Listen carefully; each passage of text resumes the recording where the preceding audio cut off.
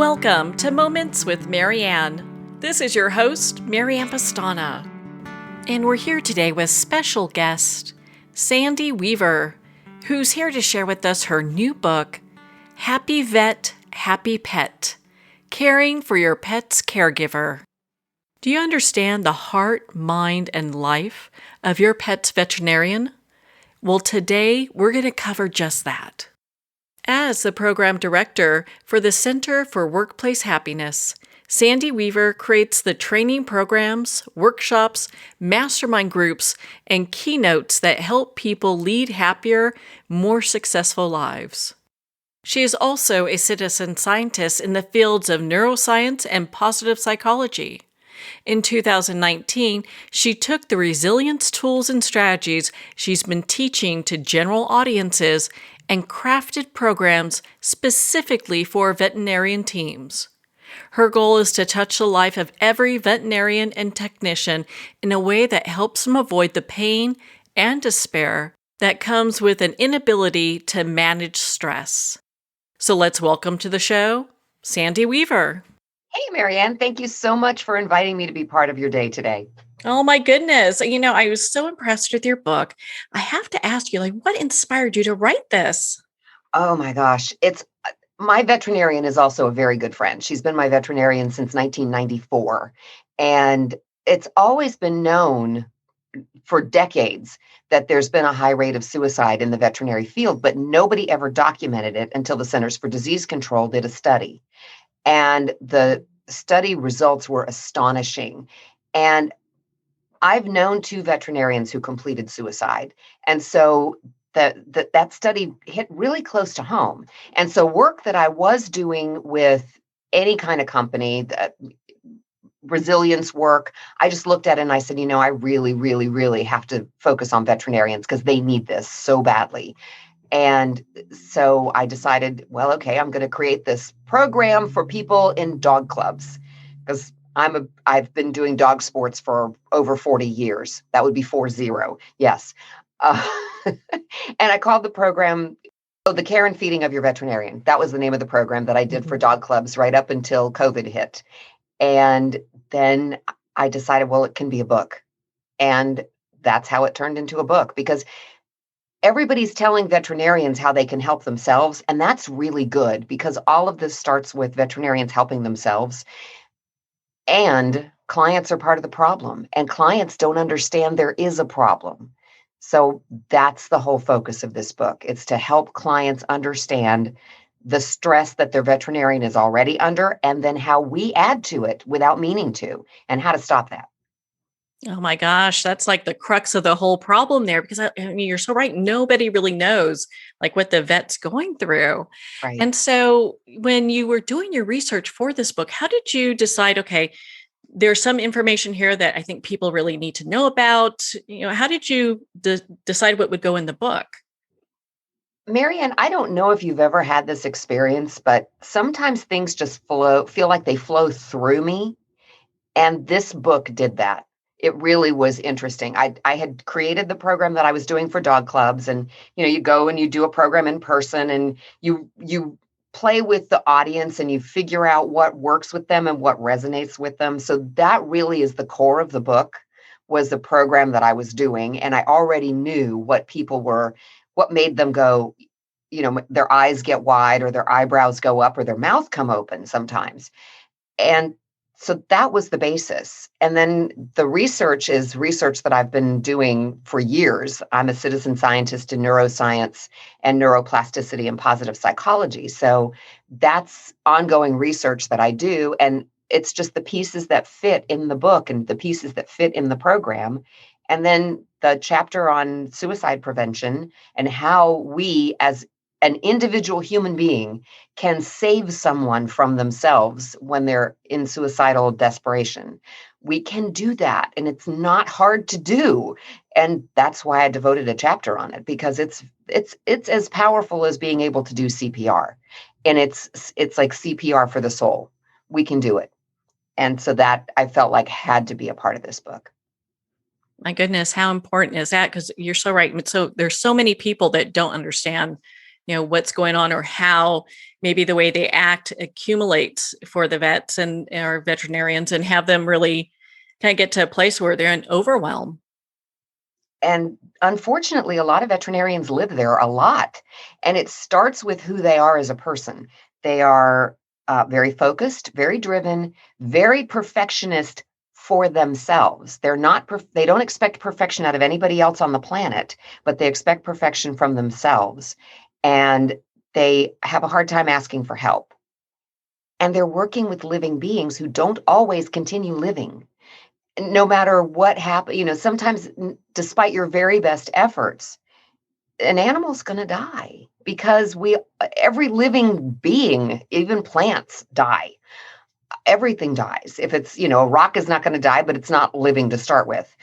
And so veterinarians have that little piece of themselves that they beat up on a lot. Yeah, that's really easy to see because, as we develop a relationship with our veterinarians, they develop a relationship with our pets. Right. And so one of my dear friends is a veterinarian and she loved my dog. And so when I had to put him down, I didn't even go to her because I was like, oh my gosh, it's just going to be too much. Yeah. Yeah. That was a gift that you gave her. Thank you for doing that, Marianne. Oh my goodness.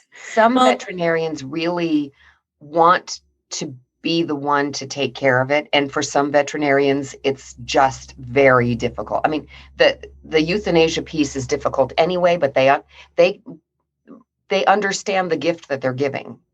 Just as we understand when we make that decision for our pets, that it's a gift. And yet, even though we understand it's a gift, it's still hard for us. And even though they understand it's a gift, it's also hard for them. So I don't know whether it's easier to go to a vet that has no relationship with that animal. I put down a dog a couple of months ago, and she was almost 16, so she left nothing on the table. And I was happy that she chose 3 o'clock in the morning because that meant that she didn't go to my friend, the vet, who delivered her. She was born by C-section. And my veterinarian did the C-section. She was the first person to touch that puppy. And so I was pleased that Duffy decided to go at 3 o'clock in the morning. And yet I also felt bad for the vet who didn't really know whether she was sick enough to be putting her down. He was taking my word for it. He'd never seen her before. And so that piece has to be a little difficult too. yes, I can see how that would be so emotional. We had a traveling vet come in and she was just a godsend. I mean, she handled everything beautifully. And, it's a tough time no matter what. Yeah, it is. So, what are some tips that people can use to really kind of look at how they're treating their vets and maybe do a little bit better? Oh, wow. I outlined 3 really simple rules in the book. And those 3 rules are to respect everybody in the hospital and follow the aftercare instructions to the letter, which most of us do not do. And by not following the aftercare instructions, we are standing between our veterinarian and our pet. Our veterinarian just wants the pet to get better. So if we can't follow the aftercare instructions, then we are the obstacle. And I don't think any of us knows how much that hurts the veterinarian to when they understand that's the problem. And then the third thing is we are so good at telling our friends that we have the best veterinarian ever, and yet we don't tell our veterinarians that. So thank them, send them presents now and then, send them thank you notes when they've seen your pet and things have gone well and everything, the medicine that got prescribed made the dog better or the cat better. Send them a note and let them know that. Don't just wait until the next time you have a problem and call them up and ask them to solve the problem again. Thank them. Let them know the outcome because this is a person who has as much schooling as your personal doctor. Your doctor. They are a doctor. And we treat them more like a transaction. And That's shameful. yeah, but it's not because we do it on purpose, it's because we just don't think about it. So the whole purpose of this book is to help people think about your veterinarian as a person. That's why that first chapter is all about a day in the life of a veterinarian. Yeah, it really explains things in a way that I think people can put themselves in that position and go, gosh, okay, I had no idea it was this difficult. Yeah. It's it starts with the veterinarians themselves, as I mentioned, and it starts when they're very young. Most veterinarians know they are going to be a veterinarian sometime between the age of 9 and 12. They're That's how young they are, and it's not a career that they're after. It's a calling that they are pulled towards. And so if they sit down at school and they tell their guidance counselor that they want to be a veterinarian when they grow up, the first thing the guidance counselor is going to tell them is that it's tougher to get into veterinary school than it is to get into medical school. And that is true because there are fewer veterinary schools and about as many people want to go to vet school as want to go to medical school. So it's very tough to get in. So from the age of 9 to 12, the ones who really are determined that they're going to be a veterinarian are focused and driven. They have to be straight A students. They spend their out of school hours and their summer vacations volunteering at shelters or working as an intern at a vet hospital or working at a boarding kennel so that they can work around animals and learn about animals. This is who they are from a very young age. And they go to school and they're taught, up until about 10 years ago, they were only taught medicine. About 10 years ago, when people started realizing, hey, veterinarians are having to deal with a lot more than just their patients. They're having to deal with business issues. So a little bit of business was thrown into vet school. And so they get a little bit of business grounding, but they come out of vet school wanting to take care of animals because that's all they've ever wanted to do their whole life. And they land in a business that is very people heavy because you can automate a lot of things, but you can't automate a triage. You can't automate somebody coming in and taking your pet's vital signs and taking your pet's history before the veterinarian comes in and saying, when did the vomiting start? Um, are they eating? Are they lethargic? Have they been playing with their toys normally? Tell us, some human being has to do that. You can't assign a piece of equipment to do that. So veterinary hospitals are very people heavy. And when you put people together, you get friction. And even if the veterinarian is not the owner of the hospital, as the ranking person there, they tend to be the person who has to take care of the interpersonal issues. That is not what they want to do. They want to take care of animals. They don't want to intervene in spats, and they don't want to try to figure out how to make two people who aren't getting along get along. That's not what their training is, and that's not what their passion is. So that's a stressor. They also come out of vet school with between, on average, 150 to $500,000 in student loan debt. That is a huge amount of debt coming out of school. And so they've got that stressor going on. They tend to be coming out of school and starting in practice at about the same time most people are starting married lives or starting young families. So there's that piece of work-life balance that may or may not be in order. And then the clients start coming in, and you've got clients who research on Google. They go to Google and they say, here's the symptoms. Well, this is what my dog has, and this is how it's supposed to be treated. And they come in and they tell the vet that. Would you do that to your regular doctor? Most of us wouldn't, but a lot of clients do that. They look it up online, and so they add that piece of stress to their veterinarian. It's just a ton of stress. Yeah. And not to even mention, a lot of times I know they juggle how much things would cost versus adequate care for the pet. Oh, Marianne, that is an excellent point. Thank you for raising that. And I saw a headline recently that the purchasing of pet insurance has tripled in the last couple of years. And that is really good news for veterinary mental health because of what you just said. Veterinary medicine is going the way of human medicine. Lots and lots and lots of sophisticated testing. That does not come for free. There's a cost to it.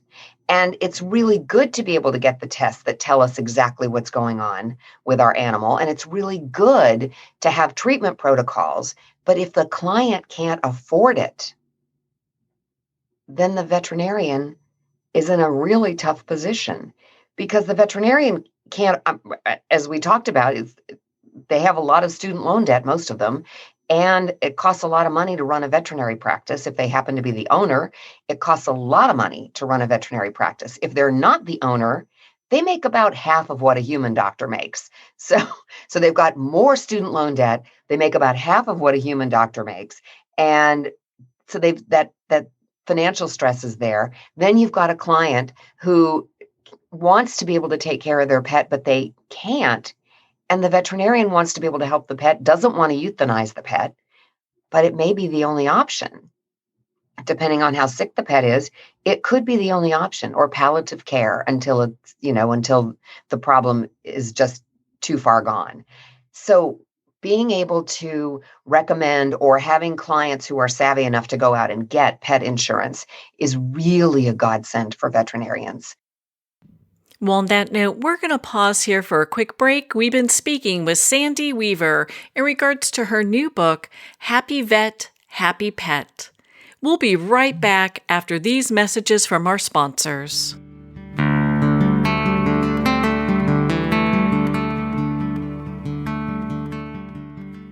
Are you an actor, public speaker, or an executive telling your story over Zoom?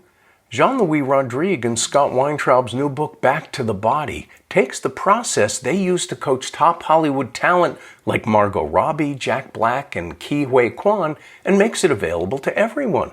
Using your body and its energy as a point of departure, your work will gain an enhanced level of performance and depth.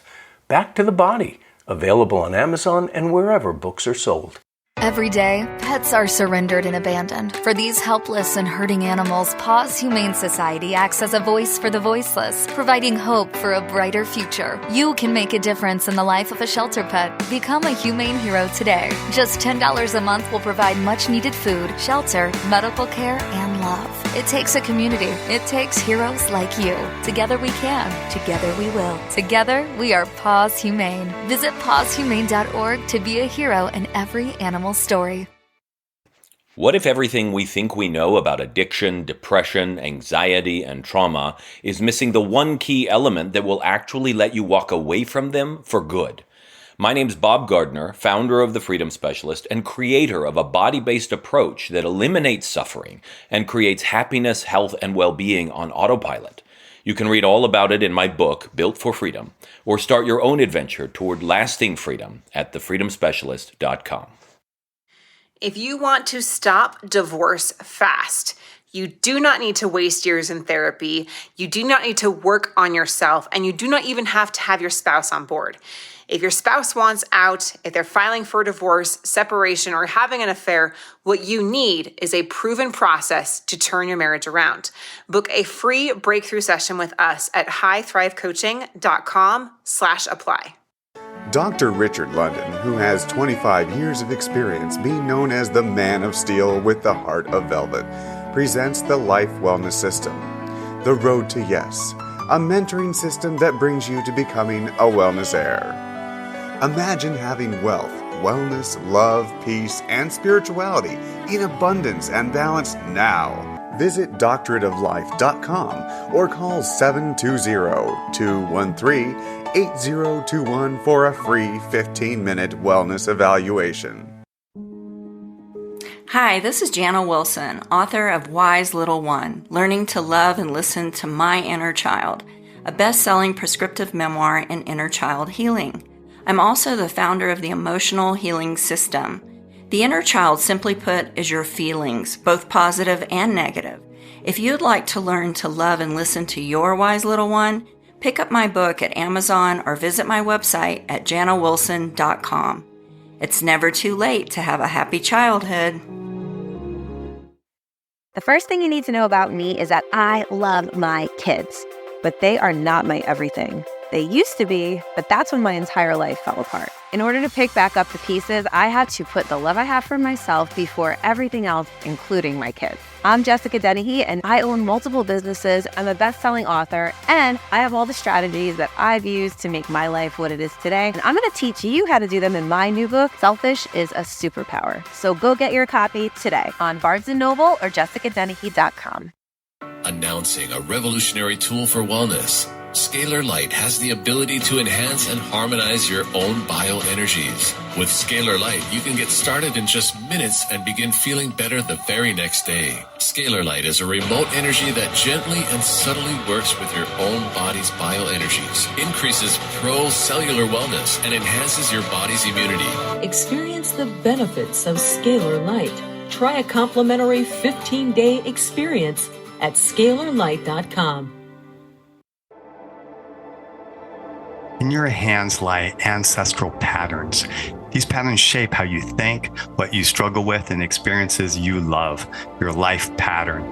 We're going into the latest neuroscience of biological hand analysis, a realm beyond palmistry where science and the soul entwine. Hand analysis is the latest method to transform lifelong patterns. I am Master Hand Analyst Brent Bruning. Join us and visit thepowerinyourhands.com. Pandemonium.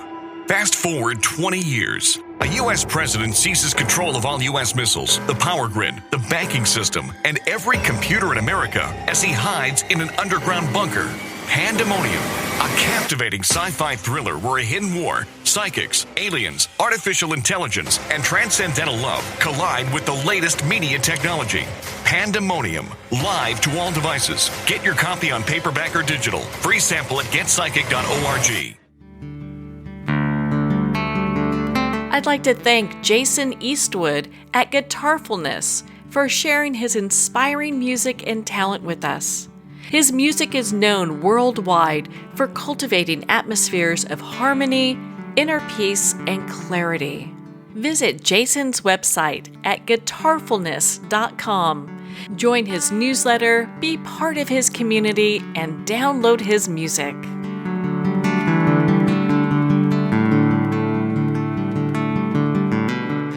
Welcome back to Moments with Marianne.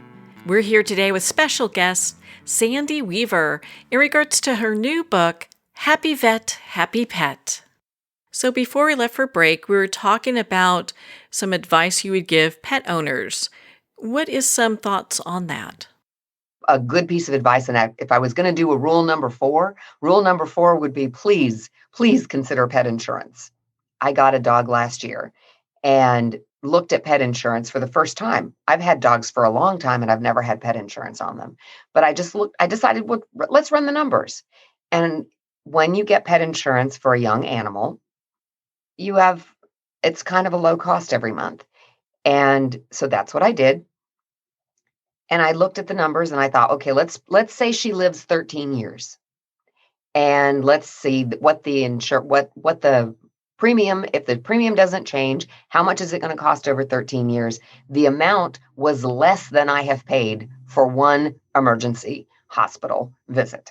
So I looked at that and went, well, that's a no-brainer. I believe we're going to get insurance on her. So oh my goodness. And you're right, because when I adopted my dog, I did not get insurance, but I spent a fortune on his medical care.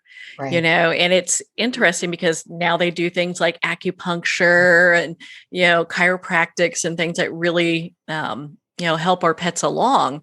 Right. But, there's a cost to all that. There is. And thank goodness there's a cost to that, because that means that the treatment is available. So I've had several dogs bitten by copperheads. I live in the South and we have a lot of copperheads. And so I've had that experience a few times, and that's not cheap. But the good news is each time the dog got to come home. So, they're bitten in the face by a venomous snake, and there's a happy ending to the story. So that's good. The not so happy ending is the several $1,000s that it cost. And if that happens with my current dog, it will be covered. So that's good peace of mind right there. Exactly. I'll keep that in mind for my next dog. Yes. veterinary pet insurance is such a gift to your pocketbook, to your pet, and also to your veterinarian, because it keeps open all of the potential treatment options that are available. So when you think about it that way, to me, it just makes a lot of sense. Yeah, I And mean, I it's don't sell pet insurance. Neither do I.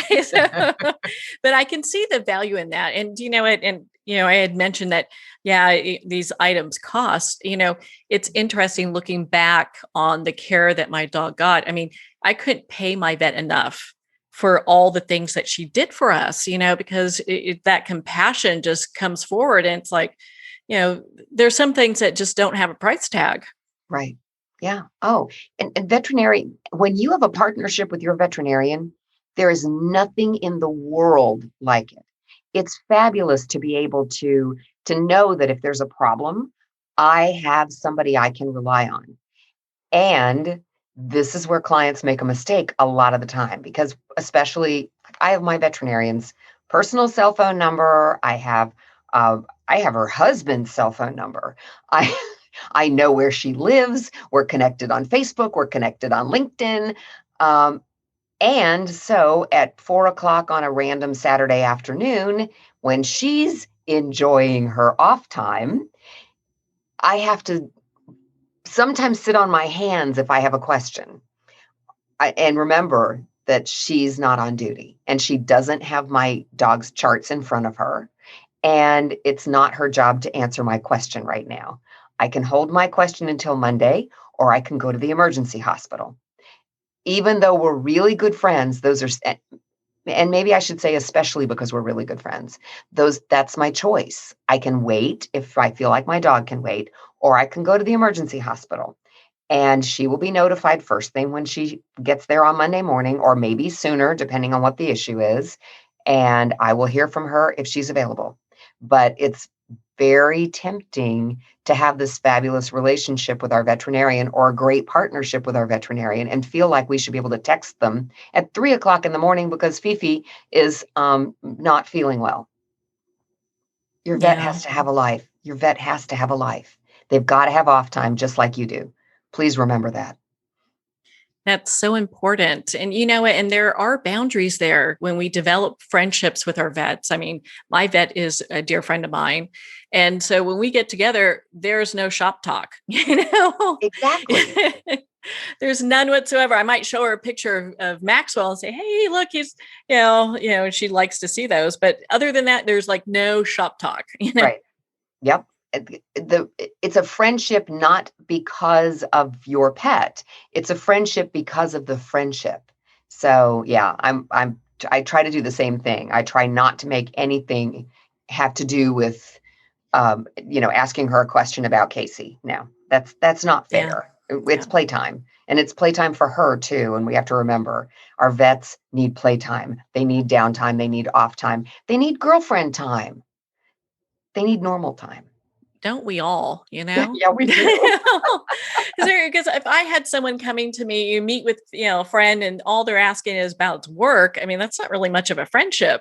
No, it's not. It feels one-sided, and it feels, depending on how you do it, it can feel to the veterinarian like you are using them. Like you're just not really their friend. You're just using them for free veterinary advice. And that wouldn't feel very good if they were doing that to you. So please don't do that to somebody else. Yeah, no one would feel good about that. No. I mean, you did so much great research for this book. Was there anything that really surprised you? What surprised me was when the CDC report on veterinary suicide came out, I looked into suicide prevention training. And there is an organization based out of the Pacific Northwest called the QPR Institute. And QPR stands for Question, Persuade, Refer. And they have a gatekeeper training. And so I took that training, and I am a gatekeeper trainer, which means I teach people how to spot the signs of suicide and what to do. And what really surprised me is how easy it is to interrupt somebody in that really dark spiral, how to just interrupt them because you care about them. You don't have to know, you're not diagnosing and you're not treating. You are observing, and then you are questioning, persuading, and referring. That's it. You're just letting your caring heart come out of your mouth. So if you have a caring heart, then can you just open your mouth and say, hey, I'm a little worried about you. You want to talk? It's just that simple to save a life. It is just that simple. And so I take you through all the neurology to get you there. But in the last chapter, I share that. And that to me was very eye-opening, because we think in many societies, and probably it's just very human to think about suicide as taboo. Here we have this beautiful body and this beautiful life, and we end it ourselves. And nobody wants to talk about that. Nobody wants to, or they want to condemn it. In some societies, and I was just talking with someone yesterday who comes from a cultural background and in part religious, but it's also cultural background, where suicide is it's seen as such a bad thing that you can't be buried in the part of the church where the priests are. Your family is shunned for generations. Everybody has to be moved to a different part of the cemetery. You can't, if there's a suicide, it's horrible. And that's not helpful. To me, it's adding insult to injury. Because if somebody is in such a dark place that they're thinking about ending their own life, that's a lot of pain. And would you respond to somebody who was sitting on the sidewalk bleeding by yelling at them and telling them they're a terrible person for bleeding on the sidewalk? Or would you try to help them? Yeah, exactly. And it's heartbreaking to think that some of these cultural things do happen, because it's almost like the people who are feeling the pain from the suicide, because there's lots of people that get injured from that, Exactly. are being re-injured. Yeah. It is horrible. For some people, getting to suicide is a chemical imbalance in the brain. And it could have gotten that way because of drug abuse or alcohol abuse or any number of things. It could be an organic problem in the brain. And for some people, getting to suicide is a coping skills problem. But I believe for everyone who contemplates suicide, it's pain and it's a fear that there's no way out. They feel boxed into a corner. And so when you have somebody who is a perfectionist, who is very hard on themselves, and who has a hard time asking for help, when they find themselves boxed into a corner, they may think about suicide. And when they're a veterinarian, and Marianne, as we've already talked about euthanasia, veterinarians know what to do. They have the tools, they know the dose. There are very few veterinary suicide attempts. If they get to the point of drawing up the drug, it's too late. So we have got to catch them before that. And it's not hard to catch them. And for most people who are contemplating suicide, I believe the number is between 90 and 95%. 90 to 95% of people who are actively thinking about completing a suicide, all that has to happen is somebody has to say, hey, I'm worried about you. Can you talk? Will you talk to me right now? Can we sit down over coffee or on the phone or whatever? Can you tell me how you're feeling? Because I want to help you. I really care about you. That's all you have to do, because they don't want to kill themselves, but they don't see a way out. All you have to give them is a hand, figuratively or literally. Give them a hand and let them know that somebody cares about them. And that can be all that is needed to end that thought process. And then you refer them for help. And there's the wonderful organization called Not One More Vet. And it was founded for veterinarians in crisis.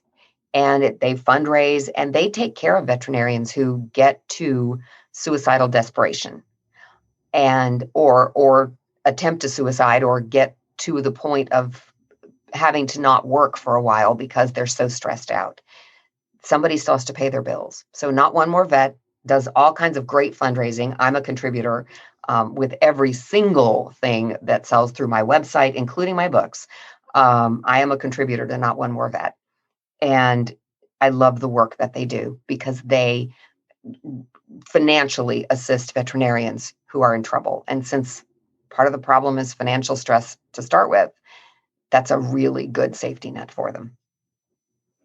Yeah, I mean, there's so much that they go through. And I was shocked to read the differences in suicide rates between male and female vets. I mean, I thought that was just horrible. Yeah, it's almost 4 times more likely for a veterinarian to complete a suicide than someone in the general population. Male veterinarians, it's 2.1 times more likely. Female veterinarians, 3.5 times more likely.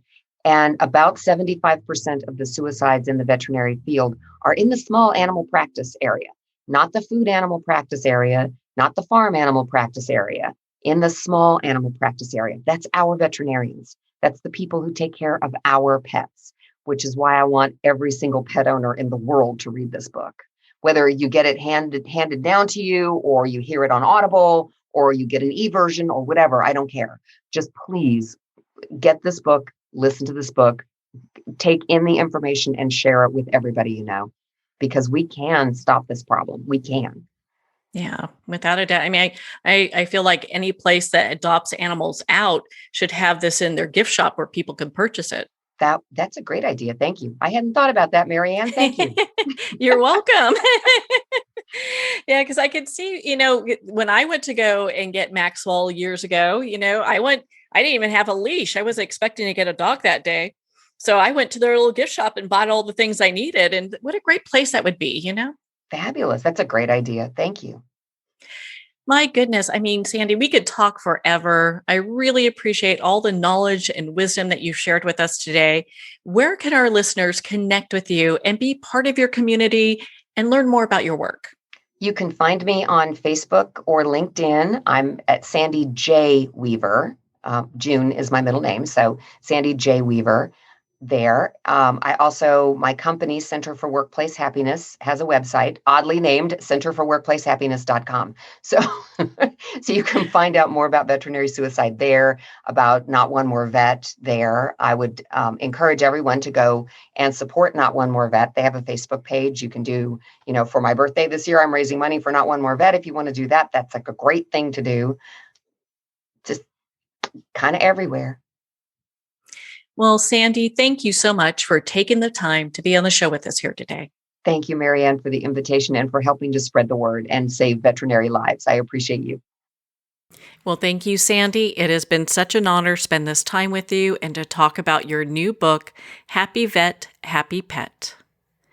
If you or someone you know is contemplating suicide, please call the suicide hotline. Now you can just dial 988 24/7, 7 days a week. There's somebody there. If you'd rather not talk with somebody on the phone, you can text them at 988, or you can actually get on the 988lifeline.org website and chat with somebody right now. No matter how bad it is, there are people here who want to help. Just make one phone call. It can change your life. Again, that number's 988. Happy Vet, Happy Pet's available at Amazon, Barnes & Noble, and everywhere books are sold. Remember, please support our indie bookstores. Well, we're at the end of our time today. I'd like to thank everyone for tuning in. You've been listening to Moments with Marianne, where we make every moment count.